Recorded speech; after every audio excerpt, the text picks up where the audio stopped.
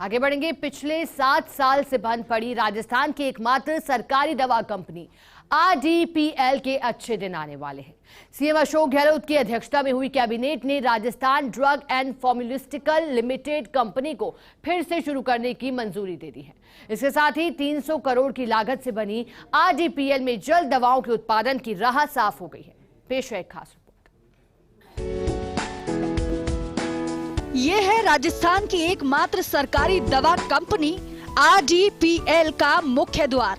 राजधानी जयपुर के VKI industry area में आज से ठीक 45 साल पहले गुणवत्तापूर्ण दवाओं के निर्माण के उद्देश्य से कंपनी को शुरू किया गया था, लेकिन केंद्र सरकार की तरफ से हाथ खींचने के चलते 2016 से कंपनी पर ताले लटके हुए हैं। कोविड के दौरान जब दवाओं का टोटा हर जगह देखने को मिला, तब सूबे के सीएम अशोक गहलोत ने तय किया कि RDPL को फिर से शुरू किया जाएगा।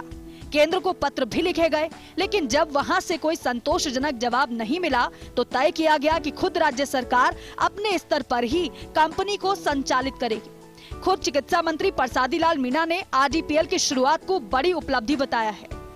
जब मैं इंडस्ट्रीज मिनिस्टर था तब इस प्रक्रिया को हमने शुरू किया था। माननीय मुख्यमंत्री महोदय से हमने भारत सरकार को पत्र लिखवाया था और हमारी कोशिश ये थी ये वापस चालू हो। दवा निर्माता किसी 2016 में बंद हो गई थी, इसको वापस चालू करने के लिए हमने भारत सरकार की जो शेयर थी उन शेयर का पैसा हम देने को तैयार है, वो पैसा हम दे रहे हैं। इसलिए भारत सरकार ने उसको वापस राज्य सरकार को दे दिया। अब दवाइयों का निर्माण राज्य सरकार करेगी, उसको वापस शुरू करेंगे और निश्चित रूप से काफ़ी लोगों को उससे रोज़गार भी मिलेगा। और हमारी बहुत बड़ी कंपनी थी, वो किन्हीं कारणों से बंद हो गई थी, वो वापस चालू होगी। सरकारी दवा कंपनी RDPL की 1978 में हुई थी स्थापना। VKI में 9.35 एकड़ में बनी है RDPL को केंद्र राज्य के संयुक्त उपक्रम के रूप में किया गया था शुरू, जिसमें केंद्र का 51% शेयर और राज्य का 49% शेयर है। 2016 में कंपनी बंद हो गई थी, जिसके बाद से लगातार प्रयास जारी है कि फिर से शुरू किया जाए। केमिकल एंड फर्टिलाइजर मंत्री को RDPL के 51% शेयर ट्रांसफर करने के लिए पत्र लिखा। जून 2022 में विनिवेश कमेटी का गठन हुआ। 51% शेयर को राज्य सरकार को ट्रांसफर के आदेश दिए। इसके बाद अब कैबिनेट की मंजूरी से उम्मीद जगी है कि जल्द ही कंपनी में फिर से दवा उत्पादन शुरू होगा। RDPL की मशीनों से एक दिन में 1 crore tablet, 25 lakh capsule, 1 lakh ORS powder pouch और 20,000 सिरप बनाने की क्षमता थी। चिकित्सा मंत्री परसादी लाल मीणा ने कहा है कि RDPL में केंद्र की भी हिस्सेदारी है। केंद्र के हिस्से के शेयर की राशि हम दे रहे हैं, जिसके चलते अब ये कंपनी राज्य सरकार के अधीन ही काम करेगी।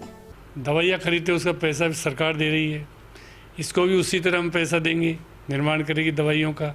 जब दूसरी जगह से हम खरीद रहे हैं तो हमारी कंपनी की अच्छी दवाइयाँ खरीदने में हमको क्या परहेज थोड़ी रहेगा, इसको भी पैसा देंगे। पर हमारी एक खुद की कंपनी की बनाई हुई दवाइयाँ, जिस पर एक तरह से गारंटी होती है, जिस पर एक तरह से अच्छी क्वालिटी होती है, तो बेहतर दवाइयाँ बनाने के लिए बहुत बड़ा किन्हीं कारणों से 2016 बंद हो गई। इसको वापस शुरू करने के लिए कैबिनेट ने कल इसको वापस शुरू करने की परमिशन दी। कैबिनेट के फैसले के बाद RDPL बंद होने से बेरोजगार हुए कर्मचारियों के साथ ही नए रोजगार की उम्मीद भी जगी। विशेषज्ञों की माने तो RDPL को जल्द चालू करने में बड़ी मुश्किल नहीं है। हल्के मेंटेनेंस पर इसे चालू किया जा सकता है। ऐसे में अब देखना ये होगा कि 7 साल से बंद कंपनी से आखिरकार कितने समय बाद जीवन रक्षक दवाइयां जनता को उपलब्ध हो पाती है। Vikas Sharma, first India news, Jaipur.